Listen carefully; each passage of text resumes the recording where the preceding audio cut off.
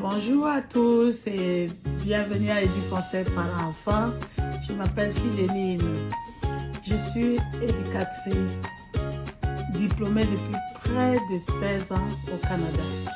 Alors, aujourd'hui, je vais vous parler d'un sujet qui touche beaucoup les parents. Les enfants qualifiés de difficiles. Vous savez, ceux qui font des crises, qui s'opposent, qui semblent ne jamais écouter.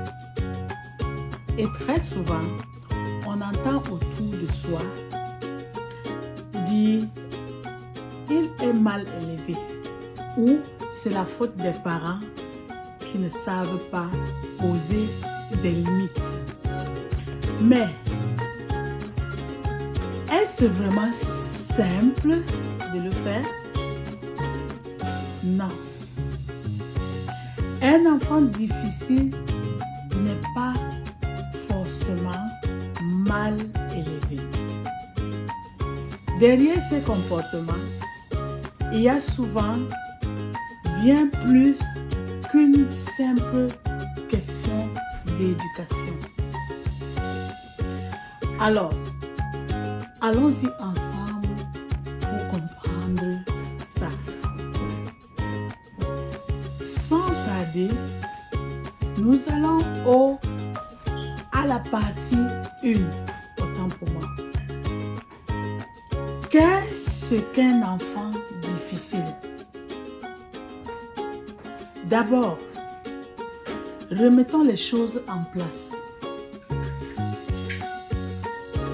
Un enfant difficile est souvent agité, opposant, colérique, impulsif, etc. Il peut couper la parole à l'adulte, refuser les règles, faire des caprices spectaculaires en public. Et ça épuise énormément les parents. C'est normal. Oui, c'est tout à fait normal. Mais ces comportements ne sortent pas de nulle part. Nous devons les savoir. Les psychologues et les pédopsychiatres le disent clairement. Un enfant difficile exprime souvent un mal-être qu'il ne sait pas dire avec des mots. Il est comme un petit volcan. Il explose parce qu'il ne trouve pas d'autres moyens pour évacuer ce qu'il ressent. Par exemple, il peut être submergé par ses émotions parce que son cerveau est encore immature. Ça veut dire que le cortex préfrontal qui gère l'autorégulation ne finit de se développer qu'à l'âge adulte. Il peut traverser une période de frustration intense, entre parenthèses, l'âge de non. Surtout, nous les retrouvons aux enfants âgés de 2 à 3 ans, ou les grandes étapes comme l'entrée à l'école. Vous êtes parents, vous savez que l'entrée à l'école, autant pour moi des enfants, des nouveaux enfants, n'est pas facile.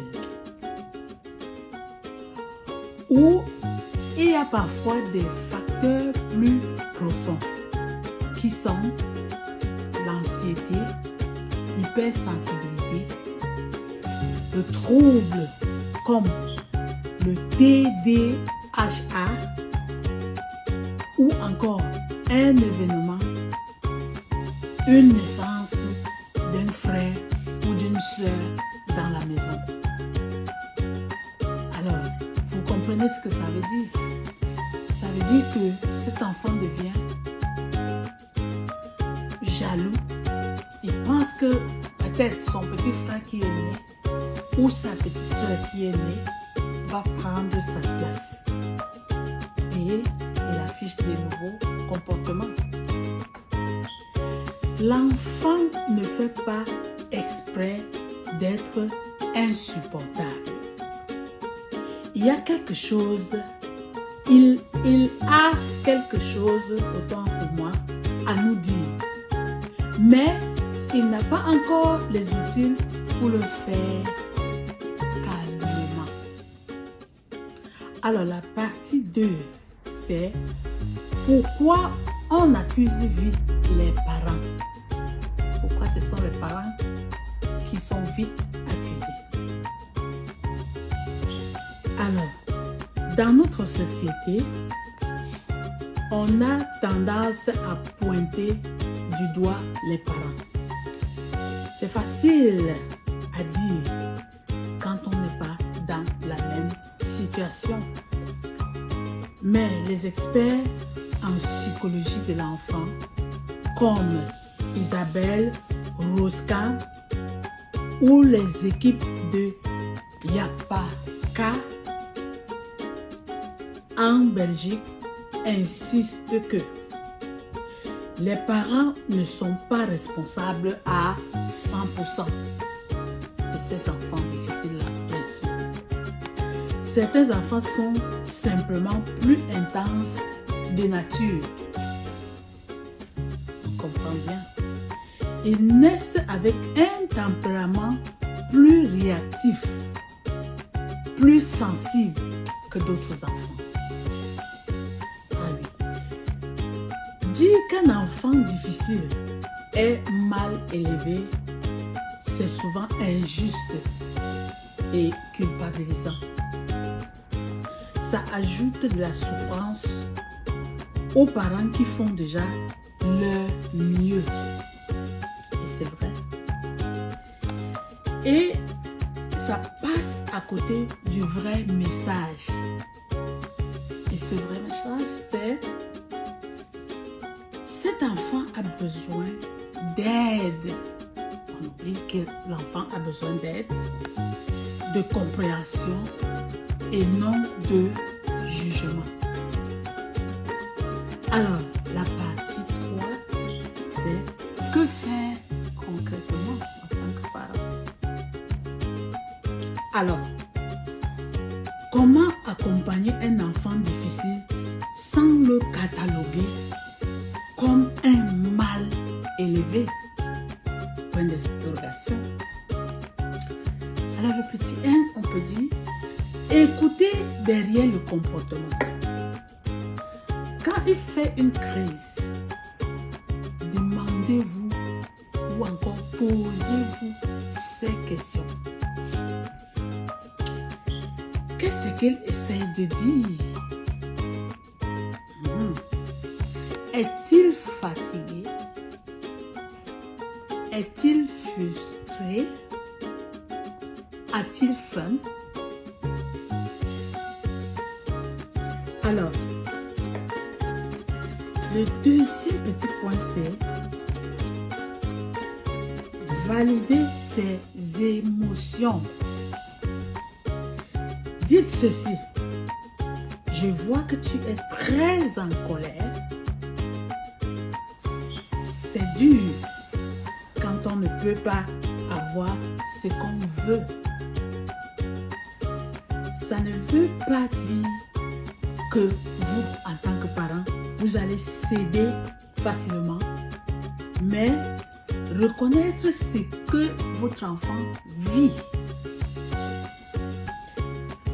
Poser des limites claires et bienveillance. Vous allez me demander comment. Les enfants ont besoin de cadre. Votre encadrement. Dites non avec calme, mais restez ferme. Et expliquez-lui toujours pourquoi vous dites non. La discipline positive marche très bien.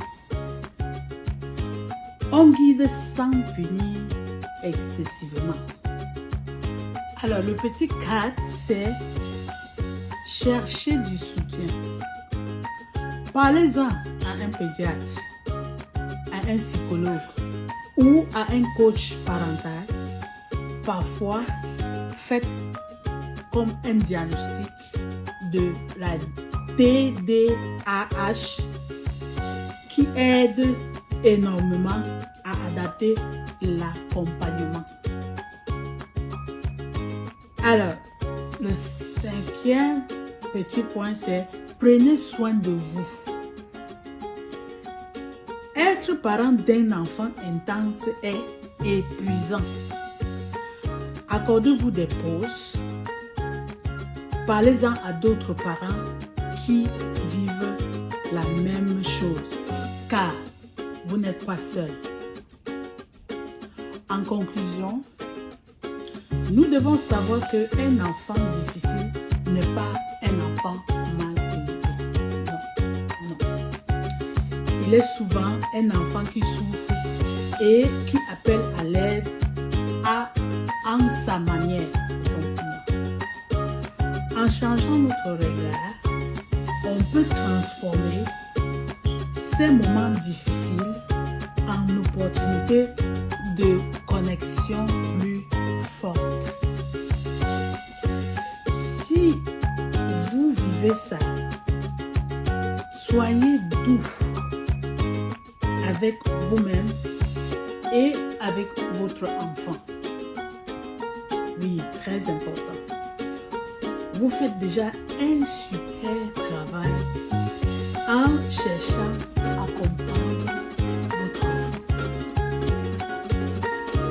Merci d'avoir regardé cette vidéo.